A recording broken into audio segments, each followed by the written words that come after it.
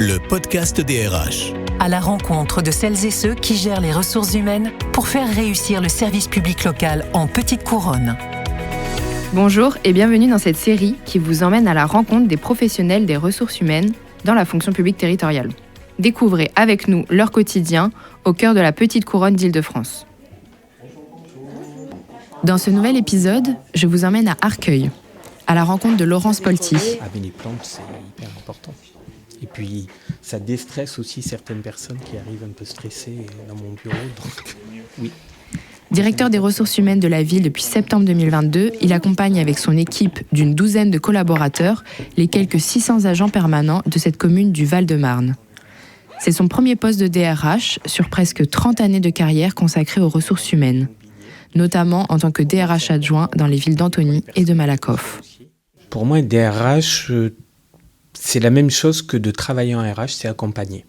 Voilà, sauf qu'en étant DRH, on accompagne ses équipes, on est beaucoup plus à la manœuvre pour accompagner les autres services et être ressources. Donc c'était la possibilité de continuer l'accompagnement que j'avais mis en place ailleurs en étant différemment décisionnaire et en pouvant, j'espère, appliquer ma petite touche personnelle de ma vision des ressources humaines. Mais c'est principalement l'accompagnement. Je ne me projetais pas forcément sur un poste de DRH parce que moi, c'est plus l'intérêt des missions qui me porte qu'un titre ou une hiérarchie particulière. Il se trouvait que j'allais avoir 55 ans et que c'était une opportunité, le bon moment peut-être pour être à la tête d'une DRH et plutôt que de critiquer ce que les DRH précédents ne faisaient pas, de voir ce que j'étais en capacité de faire ou pas. Est-ce que vous pourriez nous présenter la ville d'Arcueil ? Qu'est-ce qui vous a motivé, par exemple, pour l'intégrer ? Alors, la ville d'Arcueil, c'est une petite ville, parce qu'on a 20 000 habitants, 600 agents permanents. Pour un premier poste de DRH, je trouvais que c'était une bonne taille démographique. Et j'en entendais du bien. Voilà, j'ai toujours entendu que Arcueil, c'était une ville bienveillante, les valeurs m'attiraient aussi. Donc je trouvais que les conditions étaient plutôt réunies pour ce premier poste de DRH. Et d'ailleurs, quels sont les grands enjeux RH de votre collectivité ? Alors les enjeux RH, c'est ceux qui sont partagés par l'ensemble des collectivités. Un budget contraint. On nous dit d'être inventif, ça ne suffit pas toujours. Des difficultés de recrutement. On est une petite ville, c'est pas forcément ce qui attire les grandes compétences. Pour autant, c'est une ville qui joue énormément sur la mobilité interne et sur l'accueil de ce qu'on peut appeler des profils juniors pour les emmener à acquérir les compétences qui leur manquent. Et je trouve ça intéressant aussi. Alors, est-ce que c'est pour ça aussi que j'ai été recruté en tant que DRH alors que c'était mon premier poste ? Ça peut jouer, mais je trouve que ça donne une chance supplémentaire à beaucoup d'agents. Donc, les contraintes, c'est aussi le maintien dans l'emploi. Voilà, on a comme tout le monde des agents qui vieillissent. On a une moyenne d'âge qui est de 45 ans, ce qui n'est pas énorme. Mais on sait aussi qu'il y a un certain nombre de professionnels qui vont partir à la retraite, les fameux baby-boom. Donc c'est tout un enjeu de se dire comment on peut faire prendre conscience à nos agents qu'il y a certaines missions qui sont plus pénibles que d'autres, que statistiquement, il va falloir réfléchir à une réorientation avant qu'une inaptitude physique se présente. Et pour moi, c'est un gros enjeu de traiter cette problématique-là parce qu'elle va nous aider sur l'ensemble des autres aspects, humains d'abord, financiers, mais les recrutements. Comment on peut faire en sorte que les personnes qui partent à la retraite puissent passer leurs compétences à ceux qui sont encore là. Ça va devenir rare, ceux qui font toute leur carrière dans une même collectivité, mais nous on en a encore.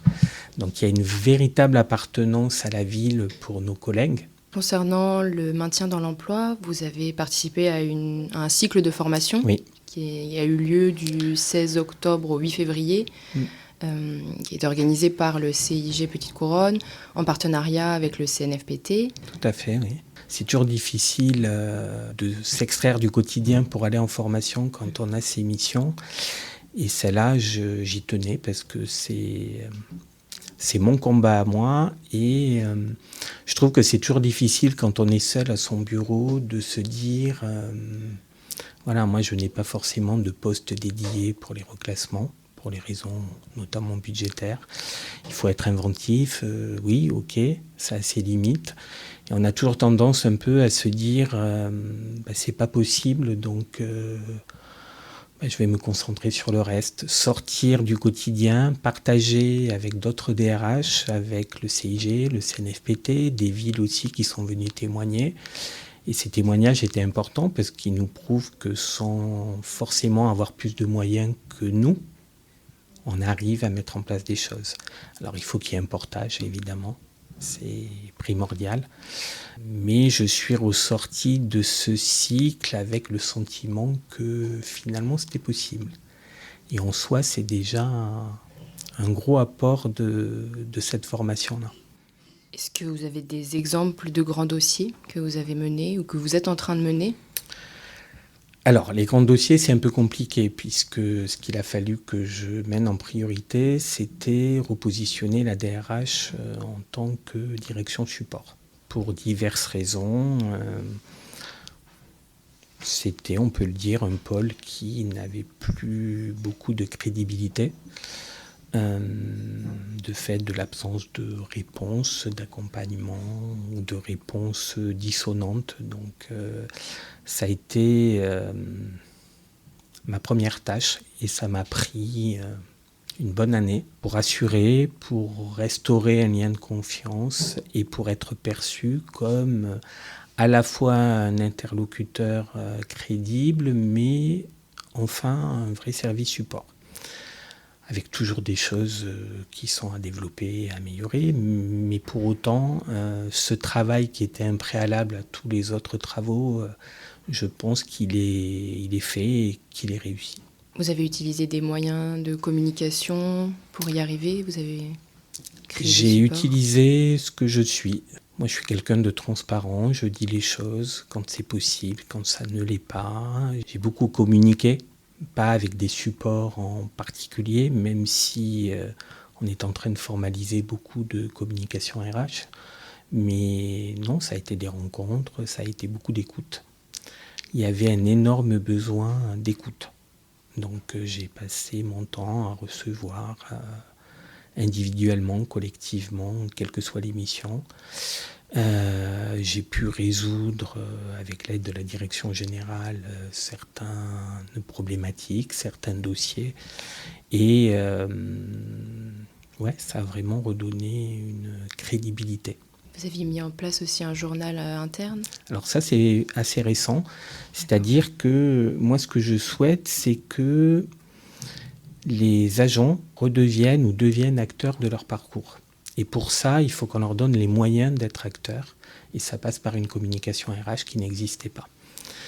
Donc, on a mis en place une lettre RH qui s'appelle Info RH, qui est un bimensuel où on traite un peu de tous les sujets. Alors, c'est un recto verso, c'est pas énorme, mais ça va être de la paye, de la rémunération, ça va être de la carrière, ça va être des petites infos pratico-pratiques.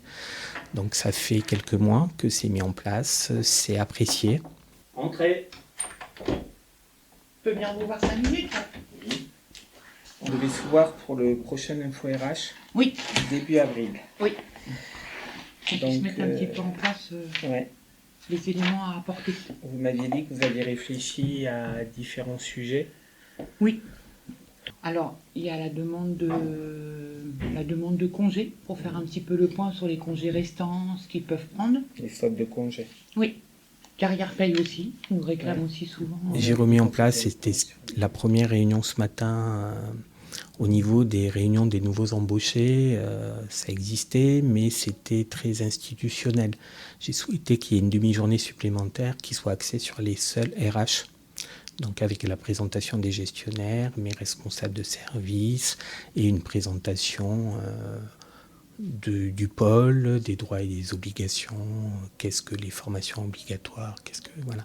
Et ça sera une de mes tâches 2024, c'est de mettre en place des ateliers à destination des agents, où là on sera plus dans le pratico-pratique, où ça sera moins descendant, des ateliers, que ça soit avec l'assistante sociale ou la médecine professionnelle, mais aussi des ateliers carrière, des ateliers, voilà. Il faut que petit à petit, déjà on nous sollicite que pour ce qu'il y a de la plus-value, parce qu'on a beau être une DRH ouverte, on ne peut pas non plus être sursollicité sans arrêt, mais aussi parce que je suis persuadé que la connaissance territoriale et réglementaire, elle est indispensable à tous et à toutes, et qu'il n'y a que nous qui pouvons la donner. Donc là, j'ai complète carte blanche par la direction générale pour le mettre en place.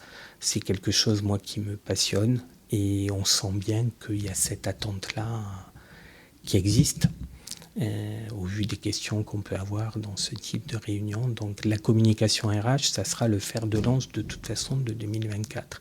De la même façon qu'il a fallu repositionner le pôle à mon arrivée, il faut qu'on mette en place cette communication RH pour ensuite continuer à développer tout ce qu'il y a à développer. Voilà, il faut être patient. Est-ce que le CIG vous aide à contribuer en tout cas Pour l'instant, le CIG, je ne l'ai pas sollicité sur ces missions-là. Le CIG, il m'aide, moi, quotidiennement, alors principalement par le biais des fiches BIP. Ça fait des années que j'ai l'habitude de travailler avec ces fiches-là, et que ça m'aide aussi pour professionnaliser mes agents et préparer mes supports. Il faut le reconnaître. Mais le CIG, il m'aide aussi. J'ai eu une réunion récente avec le service ergonomie, puisque on a un déménagement prévu mi-2025 dans un nouvel hôtel de ville, et où on va regrouper l'ensemble des services, y compris les services techniques. Le CIG a été très réactif, et on a eu une première réunion qui s'est concrétisée bientôt par d'autres. Donc voilà, oui, je fais appel au CIG, aussi parce que j'ai un manque de compétences en interne. Donc sur tout ce qui est prévention, je vais faire de plus en plus appel au CIG, c'est évident. J'ai l'aide de la médecine professionnelle et de l'assistante sociale, qui sont pour les deux personnes en question des conventions avec le CIG également. Les projets, ils sont immenses et nombreux, mais voilà, j'y crois toujours. Ça fait 1 an et demi, j'y crois toujours. Est-ce que vous avez des centres d'intérêt en dehors de votre travail ? J'ai peu de temps en dehors de mon travail, mais pour autant, les centres d'intérêt que j'ai depuis toujours, c'est l'écriture. J'écris beaucoup, et le jardinage, parce que le jardinage est même plus loin que ça, l'aménagement d'espaces verts. Parce que c'est les seuls moments où je réfléchis pas au RH. Voilà, ça me vide la tête et ça me fait un peu du bien, parce que c'est passionnant, mais c'est aussi épuisant et stressant, les RH. Et qu'est-ce que vous écrivez ? J'écris des choses très personnelles. Voilà, j'avais 2 rêves, c'est d'être psychologue et d'être écrivain. Donc pour l'instant, j'ai réalisé ni un ni l'autre, même si en tant que DRH, on est toujours un peu psychologue. En tout cas, on doit l'être. Mais le fait d'écrire me permet de relâcher la pression aussi. Est-ce que vous avez une devise ? L'écoute, la transparence et le respect. En fait, je ne suis pas un DRH différent de ce que je suis moi en dehors de la vie professionnelle. Puis ça marche parce que, oui, et je l'applique aussi à moi-même. C'est-à-dire, j'essaye de me respecter.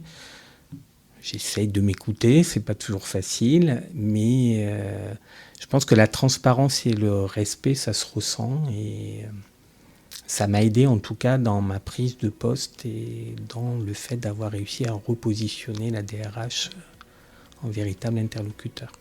Donc ça, j'y crois, et je veille à ce que ça soit des valeurs partagées par l'ensemble des agents. Voilà, c'est-à-dire que quand il faut, je recadre. Quand il faut, je sanctionne.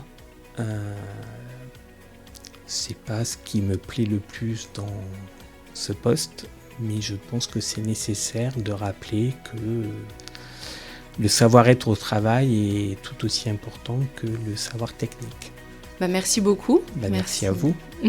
Et bien voilà, nous en savons plus sur la direction des ressources humaines de la ville d'Arcueil, empreinte des valeurs de respect, de solidarité et de partage.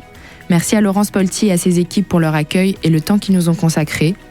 Je vous dis à bientôt pour un nouvel épisode du podcast DRH. Retrouvez le podcast DRH sur toutes vos plateformes d'écoute préférées.